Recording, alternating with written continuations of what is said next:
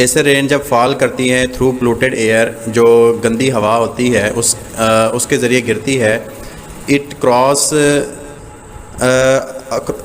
Come across chemical, तो इसको सामना करना पड़ता है कुछ केमिकल का। जैसे वो कौन से केमिकल हैं जिसका इसको सामना करना पड़ता है? Oxides of sulphur and nitrogen. दो ऑक्साइड हैं सल्फ़र के और नाइट्रोजन के, इसका उसको सामना जो है वो करना पड़ता है। ये जो केमिकल हैं इंटरेक्ट करते हैं, जुड़ जाते हैं with water vapours. Oxide of sulphur और नाइट्रोजन के जो हमारे पास ऑक्साइड्स होते हैं ये जुड़ जाते हैं पानी के बुखारात के साथ in the presence of sunlight, सूरज की मौजूदगी के अंदर। जब ये एसिड रेन फॉल करती है तो उसको सामना करना पड़ता है सल्फ़र के ऑक्साइड का और नाइट्रोजन के ऑक्साइड का। ये जो ऑक्साइड्स हैं वाटर वेपर के साथ मिल जाते हैं सूरज की मौजूदगी में और बना देते हैं सल्फ्यूरिक एसिड और नाइट्रिक एसिड।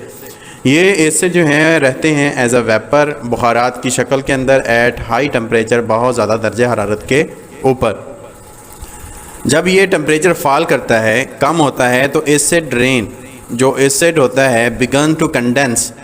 जब टेम्परेचर फॉल करता है तो ये जो एसिड वेपर्स की फॉर्म में मौजूद थे ये कंडेंस होकर किस में आ जाते हैं? लिक्विड फॉर्म के अंदर आ जाते हैं और मिक्स करते हैं रेन के साथ या फिर स्नो के साथ, बारिश के साथ या फिर बर्फ़ के साथ जो है वो मिक्सअप होते हैं और ये फिर ज़मीन की तरफ मूव करते हैं। This makes rain acidic. ये चीज़ जो है वो बारिश को क्या बना देती है? तेज़ाबियत वाली बना देती है। अब ये जो रेन वाटर जिसमें एसिड मौजूद है इसकी जो pH है वो 3 to 6 है। सम ऑफ द सिग्निफिकेंट, ये तो एसिड रेन के बारे में इंट्रोडक्शन था कि यह बनती कैसे है।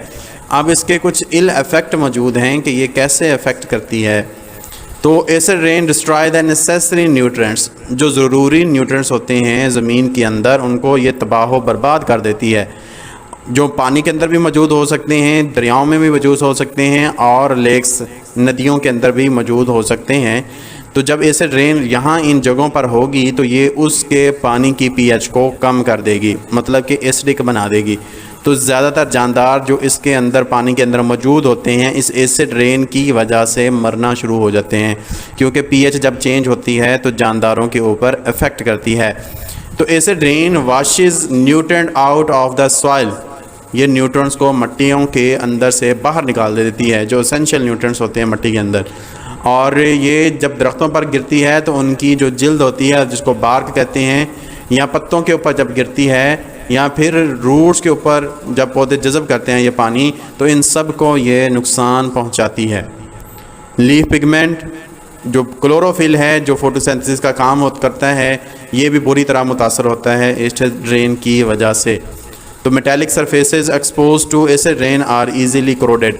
अब बहुत सारे लोग अपने घरों को बनाते हैं, बाहर जो है वो टाइल लगाते हैं, मार्बल लगाते हैं, लेकिन वो मार्बल वक्त के साथ साथ ख़राब हो जाती है। उसकी वजह क्या है? माहौल के अंदर एसिड रेन जो है ये सबब है उसके ख़राब करने का। फैब्रिक्स, हमारे पास कपड़े से बनी चीज़ें या पेपर्स या फिर चमड़े से बनी प्रोडक्ट्स जो हैं वो अपनी सलाहियत को ख़त्म कर देती हैं और टूट फूट का शिकार हो जाती हैं एसिड रेन की वजह से। अगर ये ऐसी जगह पे ये सारी चीज़ें मौजूद हैं जहाँ बारिश फॉल करती है और इन्हें बारिश का सामना है तो ये सारी चीज़ें अपनी सलाहियत को ख़त्म करती जाएंगी वक्त के साथ साथ। बहुत सारी बिल्डिंग मटेरियल जो लाइमस्टोन से बनती हैं, मार्बल से, डोलोमाइट, ये सारे आपके पास बिल्डिंग मटेरियल हैं। ये इस पत्थर की मुख्तलिफ़ इक़साम है, मोटर है, स्लेट है, ये सारे वीक हो जाते हैं। किस वजह से? एसिड रेन की वजह से। क्यों? क्योंकि एसिड रेन इनको सोल्यूबल फॉर्म के अंदर कन्वर्ट कर देती है जब इनके ऊपर गिरती है। तो ये सडनली नहीं होता बल्कि ये स्लो प्रोसेस होता है, आहिस्ता आहिस्ता ये जो है वो मुकम्मल होता है। Acid rain is dangerous for historical monuments. ये जो हमारे पास तारीख़ी हमारे पास जो वर्सा हैं हमारे, उनको भी ख़राब कर रही है। जैसे बिल्डिंग ऑफ ताज महल, ये जो ताज महल की बिल्डिंग है ये क्रोडेड ख़राब हो रही है, इसका जो पत्थर लगा हुआ है वो ख़राब हो रहा है। किस वजह से? ड्यू टू एसिड रेन की ही वजह से। तो चलें आपको तस्वीर दिखाते हैं ताज महल की। तो ये देखें हमारे पास ताज महल की तस्वीर, इसमें देखें इसकी जो यहाँ पर मौजूद है बिल्डिंग बाहर से इसका कलर कितना ख़राब हो चुका है। डिफॉरेस्टेशन का मतलब है कि जंगलात